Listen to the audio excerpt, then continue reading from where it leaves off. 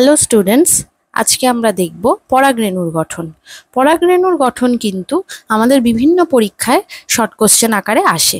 এবার পরাগরেণুর গঠনটা প্রথমে কি বলেছে দেখো, এখানে প্রথমেই কিন্তু আমাদের আকারের কথা বলেছে যে এটি কিন্তু সাধারণত হয় গোলাকার, ডিম্বাকার, ত্রিভুজাকার, যে কোনো আকার দেখতে পেতে পারো। ধরো জবা ফুল আছে, তো তার পরাগরেণু একরকম, বা গোলাপ ফুলের পরাগরেণু তার কিন্তু একরকম হবে। যেরকম তোমার ফুল হবে সেরকম কিন্তু পরাগরেণুর শেপ, সাইজ এগুলো আলাদা হতে পারে। এটা মেনলি এককোষী হয়, মানে একটা মাত্রই নিউক্লিয়াস থাকবে কোষের মধ্যে। কোষের সাইটোপ্লাজমে শ্বেতসার আর অসম্পৃক্ত তেল থাকে।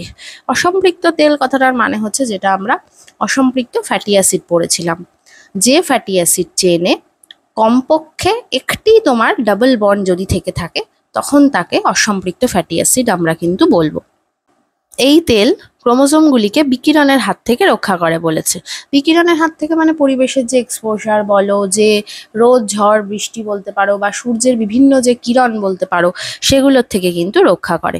পরাগরেণুর প্রাচীরকে আমরা স্পোরোডার্ম বলি। স্পোর কথাটার মানে রেণু, আর ডার্ম মানে আমরা জানি লেয়ার, যেটা আমরা আমাদের স্কিনকে বলি যে এপিডার্মিস বলা হয়, বা যারা স্কিনের ডক্টর হয় তাদেরকে ডার্মাটোলজিস্ট বলা হয়। তো ডার্ম মানেই বুঝবে হচ্ছে ওপরের লেয়ার বা স্কিন জনিত কোনো ওয়ার্ড ইউজ করা হচ্ছে, ঠিক আছে।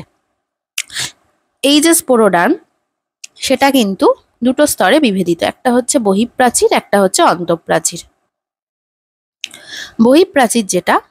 বহিঃপ্রাচীরকে আমরা এক্সাইন বলি, আর অন্তঃপ্রাচীরকে কিন্তু ইনটাইন বলি। এটা অনেকবার অনেক পরীক্ষায় এমসিকিউ আকারে কিন্তু এসছে। আর অন্তঃপ্রাচীরের যে কম্পোনেন্টটা, সেটা তো ভেরি ভেরি ইম্পর্টেন্ট। অন্তঃপ্রাচীরের কম্পোনেন্টটা হচ্ছে পেকটোসেলুলোজিক, মানে পেকটিন আর সেলুলোজ দিয়ে তৈরি। এটা দেখেই বুঝতে পারছো এটা একটা কোষ প্রাচীরের আণুবীক্ষণিক চিত্র। এখানে কিন্তু প্রথমে যে পদার্থটা জমে তার নাম হচ্ছে সেলুলোজ। এবার সেলুলোজের পরে কিন্তু আস্তে আস্তে পেকটিন, লিগলিন, সুবেরিন এগুলো জমা হতে থাকে, এবং কোষ প্রাচীর কিন্তু আস্তে আস্তে মোটা হতে থাকে এবং গাছের গুঁড়িকেও মোটা করে। আচ্ছা, এবার দেখি অপরপক্ষে বহিঃপ্রাচীর যেটা, সেটা ফ্যাটি পদার্থ স্পোরোপোলনিন দিয়ে তৈরি। এই স্পোরোপোলনিনের তোমার প্রকৃতি জানতে চায়, মানে সেটা হচ্ছে ফ্যাটি পদার্থ বা ফ্যাট বলতে পারো, ওয়ান কাইন্ড অফ। এর সাথে কিন্তু প্রচুর প্রোটিন থাকে বা হরমোনাল কম্পোনেন্ট থাকে, যেটা স্পোরোপোলনিনের সাথে কিন্তু আমরা বহিঃপ্রাচীরে পেতে পারি। এক্সাইন বা যেটা বহিঃপ্রাচীর, সেটাও কিন্তু দুটো অংশে বিভক্ত। তার নাম দুটো কিন্তু এখান থেকে পড়তে হবে। বাইরের দিকে যে অবস্থিত তোমার লেয়ারটা, তার নাম হচ্ছে সেক্সাইন বা একটেক্সটাইন, আর ভেতরের দিকে অবস্থিত লেয়ারের নাম হচ্ছে নেক্সাইন বা এনডেক্সটাইন, ঠিক আছে। এই যে দেখো, এই ছবিটা আমরা দেখি, এই যে উঁচু উঁচু ওপরের দিকটা দেখতে পাচ্ছি না, এটাই হচ্ছে তোমার কি স্পোরোডার্ম। এবার এই যে স্পোরোডার্মটা বলেছিল কি দুটো স্তরে বিভেদিত, তো তার মধ্যে আমরা কিন্তু এক্সাইন, দেখো বাইরের পার্টের লেয়ারটাকে কিন্তু পয়েন্টিং করেছে অ্যাজ এক্সাইন, আর যেটা তোমার ভেতরের দিককার পার্ট সেটাকে কিন্তু পয়েন্টিং করেছে অ্যাজ ইনটাইন, ঠিক আছে। এই যে দেখো, এই ছবিটা আমরা দেখি, এই যে উঁচু উঁচু ওপরের দিকটা দেখতে পাচ্ছি না, এটাই হচ্ছে তোমার কি স্পোরোডার্ম।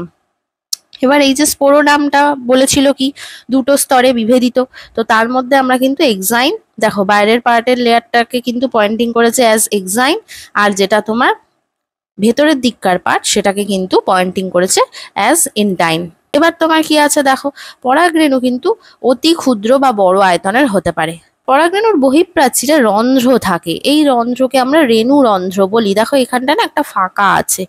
এবার এই ফাঁকা জায়গাটা দেখো, এই জায়গাটা, এই যে লেয়ারটা দেখছিলাম মোটা করে, সেই লেয়ারটা কিন্তু এইটুকুনি অংশের মধ্যে নেই।